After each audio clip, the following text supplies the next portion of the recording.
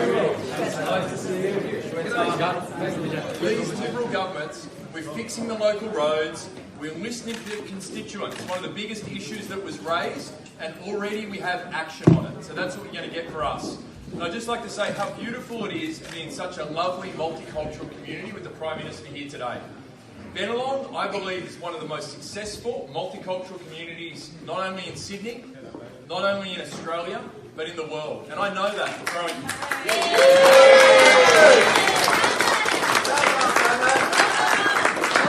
And I'd just like to point out, this is a community I was born in, just down the road here at 2B Station Street, Unit 17. You go check it out afterwards. I went to Epping Boys High. 60% of the students were there from with diverse backgrounds. That's a community I grew up in, and I understand those values. And those values are congruent with the Liberal Party. Pro-family, pro-small business. We reward hard work, and we understand the need to treat cultures with mutual respect on trade.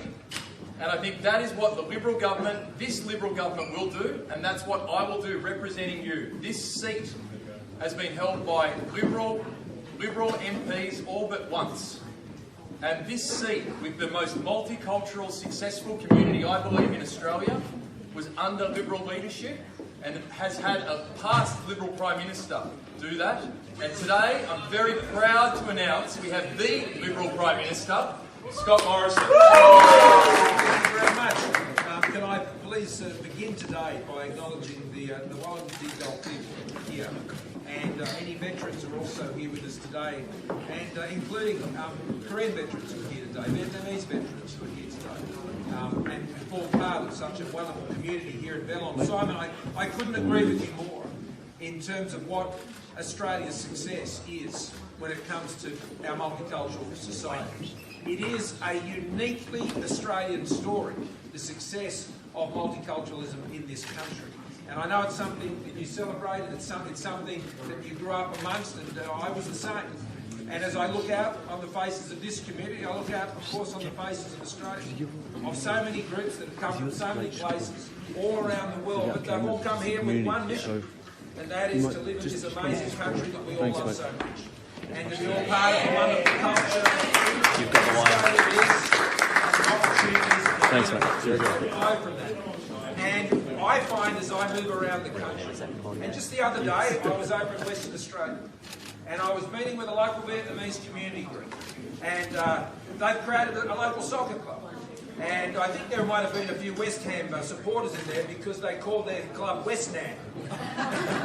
And they were one of many groups, many communities, just like here in Bennelong, coming from so many different areas that come and get together in their community organisations, creating a place of welcome, creating a place of support, creating economic opportunities, educational opportunities, and ensuring that all those who come to this country can come into a welcoming environment and understand that when we come to Australia, that we come to join. That we come to make a contribution and not take a contribution, and that is the great success of Australia's immigration story. Our economic success is built on many strong platforms, but one of those platforms, which I can tell you about as a former immigration minister, is immigration. Immigration has played an incredibly essential role in the wealth and the prosperity that Australians have been able to establish and build over the course of our history. You've already seen it today in our announcement together with the Premier to ensure that the Epping Bridge is fixed, and that is a priority project for the state and the federal government to ensure that these important congestion issues in our city. I'm a Sydney-sider too, and I know how much our city has changed over the course of my life. And there are many pressures, and that's why having members of Parliament who understand what those needs are and how to get things done is really important. And I think Simon's off to an absolute rollicking start when it comes to being able to bring the resources here, just as John has before him, to ensure we're addressing those quality of life issues. Of course we love living in Sydney, those of us who do. It's our home. It's where we want to raise our kids.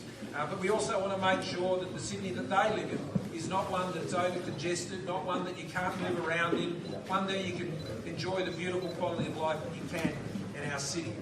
But there are three things that I think really connect all Australians, that in so many cases, that people came to Australia to get access to that.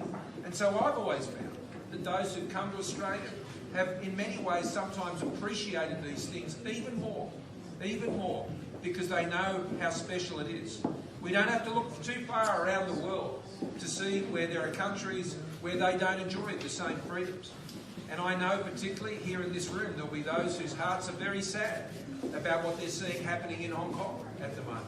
And they know the difference between a government that believes in freedom and liberty and democracy and the opportunity for people to live their lives free of government incursion and coercion and intervention, and a government that doesn't do that. And what we're seeing in Hong Kong, I think, is make hearts sick. And Gladys Liu, who is one of our great members of Parliament down in Melbourne, out of the seat of Chisholm, herself from Hong Kong, understands this very keenly. And our community in our Parliament, that brings together people from so many different backgrounds also, is a way that helps us appreciate and continue to foster the values that are so important to migrant communities all around the country. The second one is that migrant story. And it doesn't matter where you've come from, as I said, how long ago you came. The story is the same. Those only who have a different story are, of course, our first Australians. And they've endured their great challenges as well. But for those who've come from somewhere else, it's been one of the most, if not the bravest decision that the first people who came ever made. And it was a selfless decision.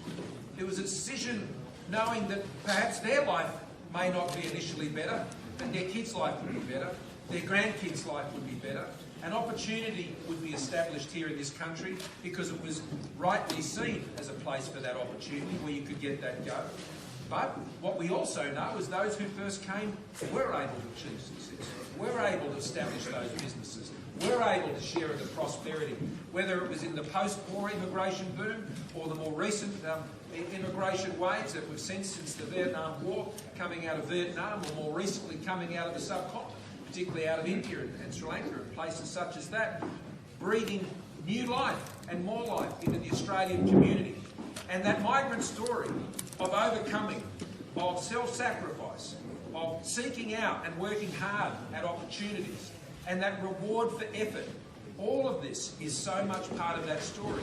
And wherever our family stories have come from, they weave together. They weave together.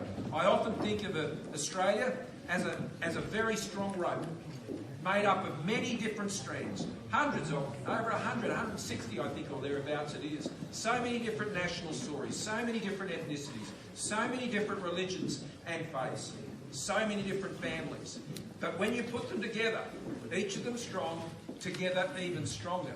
And that is the great strength of Australia's multicultural society.